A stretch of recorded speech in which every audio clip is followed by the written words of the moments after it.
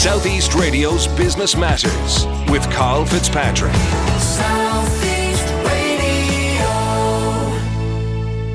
Well, like many travel-related businesses, Hostelworld suffered dramatic losses over the past 2 years. However, with the green shoots of recovery for the sector on the horizon, the company is now turning its attention to innovating the hosteling experience. Chief Executive of Hostelworld, Gary Morrison, joins us now to tell us more.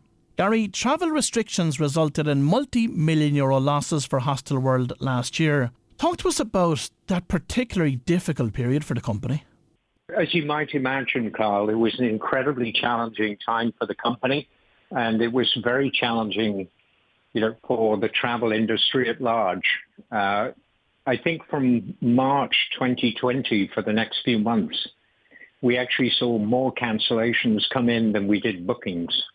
And, obviously, we, like many other travel companies, had to look at our costs to make sure that we maintained as much cash in the business as we could. And we also spent a lot of time, thinking about how we could help our staff, many of whom were facing really unprecedented personal stress. So we put together a whole program to help people. They could work from home, they could work from the office, they could work with the hours that suited them, really to help them get through what was, a really terrible time. But thankfully, since January this year, we're really seeing the business roaring back. And Gary, of course, it's your responsibility as CEO now to lead the company over the next number of years out of that COVID crisis. But before we discuss that, I would like to talk to you about your own career. You spent some time working in Motorola, Google, and most recently Expedia. So provide us with a whistle-stop tour of that. Well, I actually started out my career as an engineer. And, I always think about engineering as sort of structured problem solving. And you're right. I actually started off doing some consulting, then General Electric. And then I had my own business for 2 or 3 years in the very first internet boom. And then, as you say, it was Motorola, then Google, and then Expedia. And I think, obviously, the last assignment at Expedia, which was probably 7 years from 2011, gave me a really strong grounding in the online travel industry, which, of course, set me up extremely well for taking on the leadership role at Hostelworld. And as we emerge from COVID, the company Hostelworld has developed a whole new strategy, which is introducing new social features. And of course, as a data-rich company, you're now sharing your data insights with your customers to provide them with more enjoyable experiences. Provide us with an insight into what you're doing. It started actually a few years ago when I first joined the company. And one of the principal reasons why I was really excited to take on this leadership role at Hostelworld was most of the online travel landscape is actually comparison sites. You have the same hotels or car rental or flights on many different sites, but you're really comparing, is the room available and what price is it?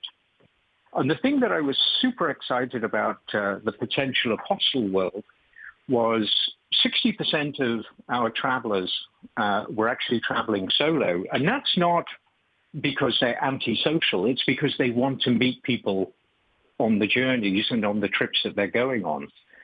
And I thought it would be a fantastic opportunity to really strongly differentiate the company by not only providing them with all of the hostels in the world at the best prices, but also create these social features that would help them to find people to hang out with while they were traveling. So provide us with an insight into how that actually works. So it all starts with, when you come to our site and you're looking for a hostel, let's imagine you're looking for a hostel in Seville. Today in Seville, there's about 50 hostels and they're all within, let's say, a couple of miles of each other. And what we wanted to do is to start giving you more information about the kinds of people who would be staying there on the dates that you're looking at. So how many people will be there, what kind of nationalities, that's the version 1. But version 2 and version 3 we'll start experimenting with giving you more information along the lines of how many solo travelers, or what the genders, what the age ranges, what the interests are, to try and help you make a better decision about what sort of hostel is going to have the right sort of people that you're going to want to hang out with. Then, once you've made your booking, 14 days before you're due to arrive, we give you an opportunity to sign up to little miniature chat groups. So some of those chat groups will be people who are going to be there on the dates that you're going to be there. But some of the chat groups are at the city level, the Seville level. So we give you lots of opportunities to find people who've got similar interests, who want to go out for dinner, want to meet for a coffee, want to go for a walking tour, want to go for a pub crawl. All these different ways that you can find people that you want to hang out with in real life. And then finally, in about 8 weeks' time, we're going to launch another product, which means that you as a traveler can set up an event in Seville. Perhaps you've noticed that Joe's Tapas Bar, 7 o'clock every Thursday, has got a great terrace. It's got, fantastic atmosphere, great prices. And you want to tell everybody in Seville who's traveling on the dates that you are, hey, come to Joe's. So you'll be able to set up a link up, and that event will be there for other people to join up. You'll be able to see who else is going on those events as well. So it's a whole portfolio of little features right the way through the process, whether you're shopping or booking or when you're in destination, to really help you find people to hang out with. I do want to speak to you next about your own target market, which is 18 to 35-year-olds, and of course the importance of sustainability to them. So what is Hostelworld doing in that particular space? So there's a couple of things that we're doing. As a company, we've already, looked at our carbon emissions for 2021, and we bought offsets, so we're a carbon neutral company. But as you say, 18 to 35-year-olds, sustainability is really front and foremost in our customers' minds. So I think the first thing to note is hosteling as a category is actually probably the most sustainable lodging choice that any traveler can make.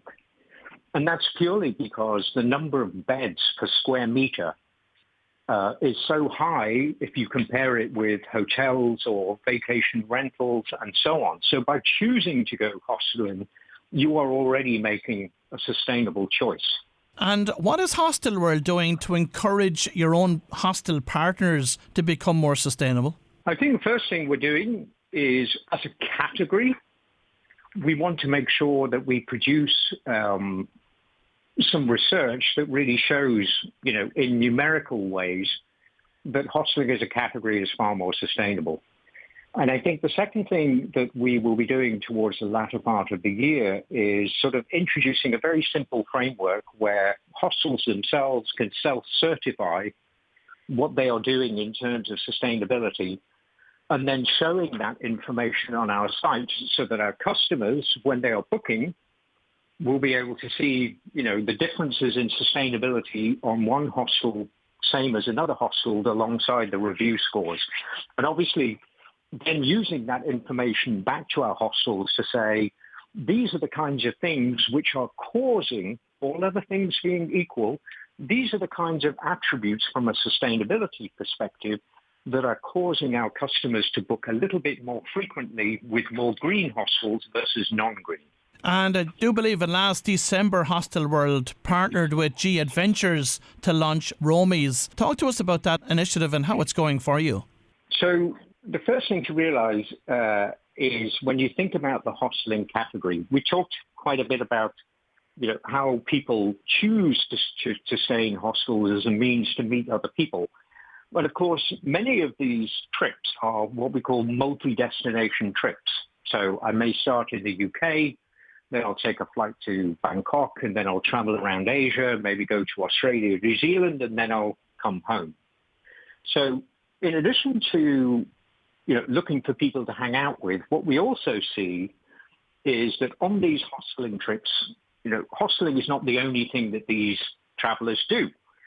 Some will look for volunteering opportunities. Some will look for opportunities to stay in a surfing school where their board and lodging is free and they teach surfing for 3 hours a day. So many different types of experiences. And one of the big categories of experiences is going on short adventure tours.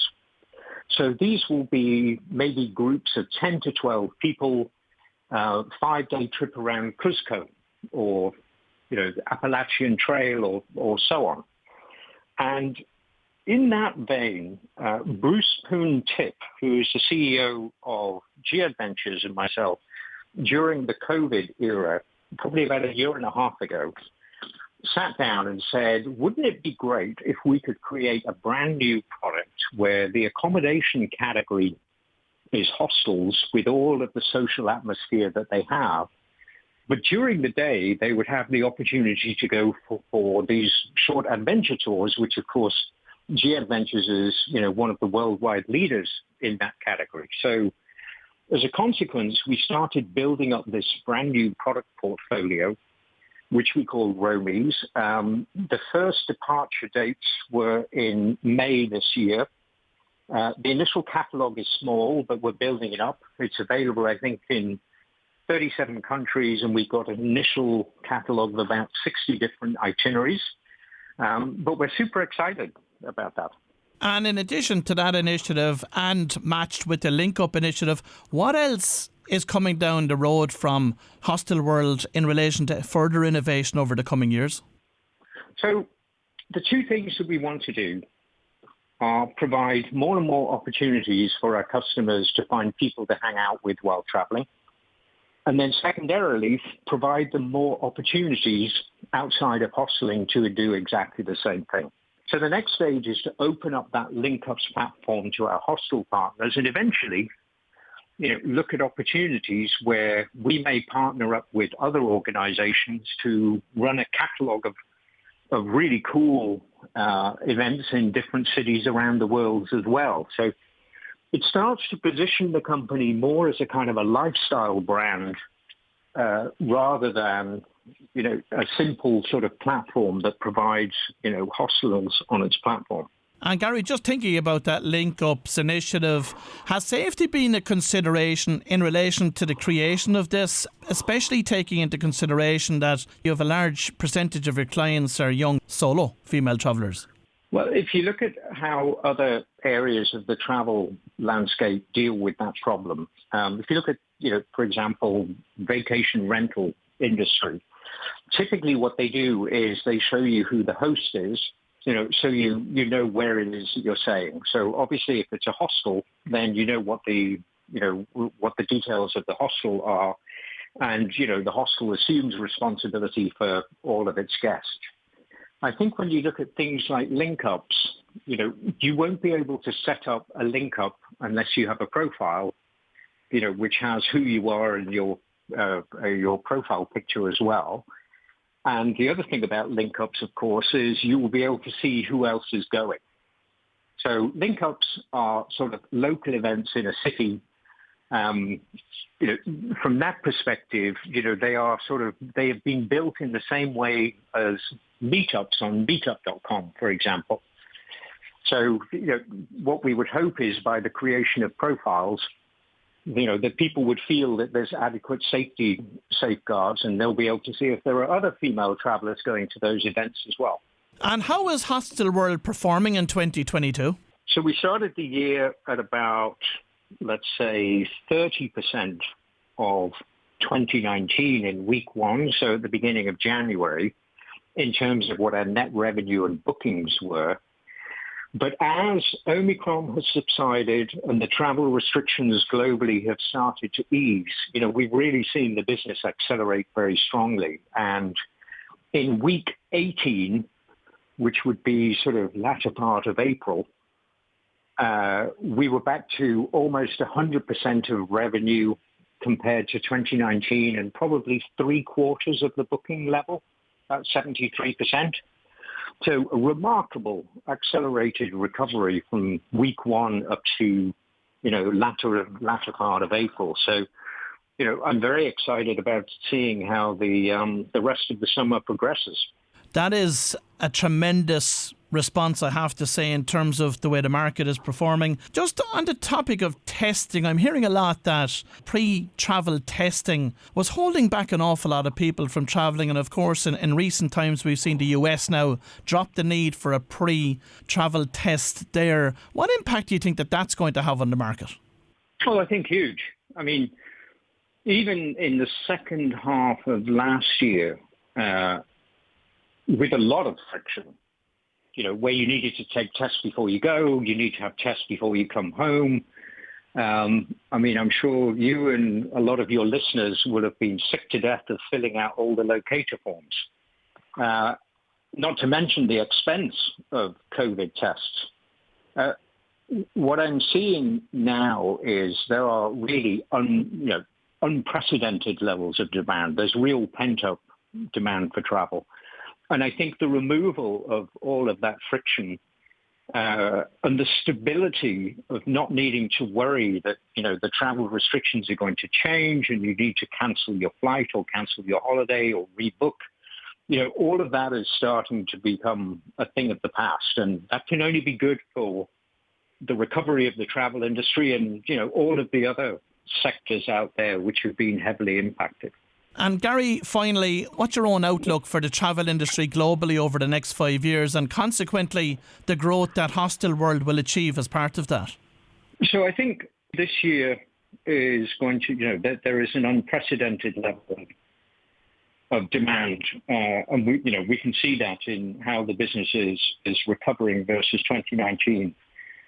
I also think there are pieces of the travel landscape, whether it's, the flight sectors. We've all seen, all of the images of airports around the world with tremendously long queues.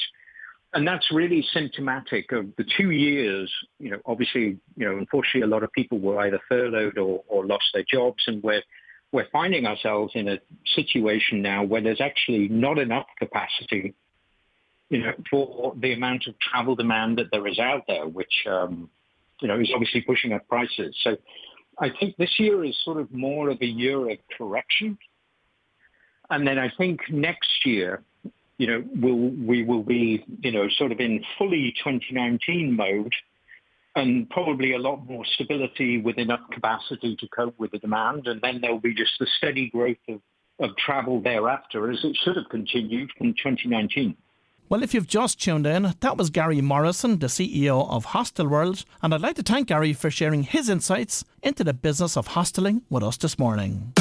Southeast Radio's Business Matters with Carl Fitzpatrick. South